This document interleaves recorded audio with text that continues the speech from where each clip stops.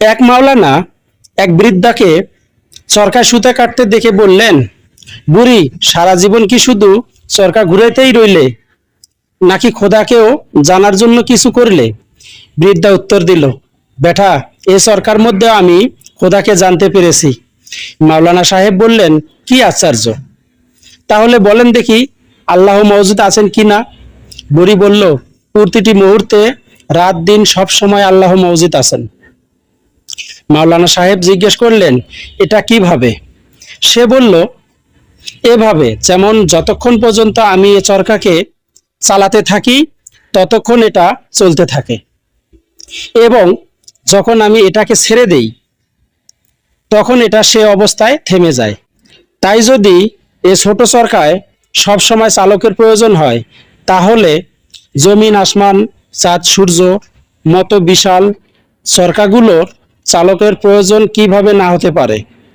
অতএব যেভাবে আমার কাঠের চরকার একজন চালকের প্রয়োজন, সেরকম আসমান জমিনের মতো বিশাল চরকারও চালকের প্রয়োজন। যতক্ষণ পর্যন্ত এসব চরকা চলতে থাকবে, এবং যখন সে ছেড়ে দেবে তখন থেমে যাবে।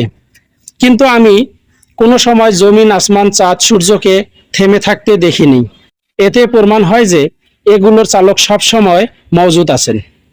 মাওলানা সাহেব পুনরায় জিজ্ঞেস করলেন, আচ্ছা বলেন দেখি, আসমান জমিনের চালক একজন কি দুজন? বুড়ি জবাব দিল, একজন, এবং এরও প্রমাণ আমার এ চরকায়।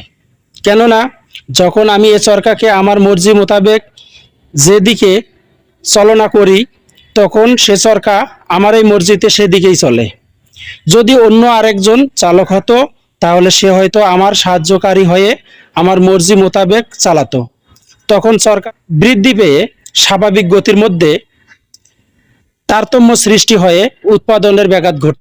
সে আমার মর্জি বিপরীত এবং আমার চালনার উল্টো দিকে চালাতো, তাহলে সে চরকা হয়তো থেমে যেত অথবা ভেঙে যেত। কিন্তু এরকম হয়নি, কেননা আমি ছাড়া অন্য কেউ এটা চালায় নাই। অনুরূপ আসমান জমিনেরও যদি দ্বিতীয় আরেকজন চালক হতো, তাহলে নিশ্চয় আসমান জমিন চরকার গতি বৃদ্ধি পেয়ে রাত দিন গতিবিধির মধ্যে তারতম্য এসে যেত, বা থেমে যেত, বা ভেঙে যেত। যখন এরকম হয়নি, তাহলে নিশ্চয় মনে করতে হবে আসমান জমিনের চরকার চালক একজনেই। দুনিয়ার প্রতিটি জিনিস স্বয়ং সৃষ্টিকর্তার অস্তিত্ব এবং একত্বের সাক্ষী, কিন্তু এটা উপলব্ধি করার জন্য সুষ্ঠু জ্ঞানের প্রয়োজন। তাই নয় কি? স্বয়ং বিচার করুন। চ্যানেলটি সাবস্ক্রাইব করুন। আল্লাহ হাফেজ।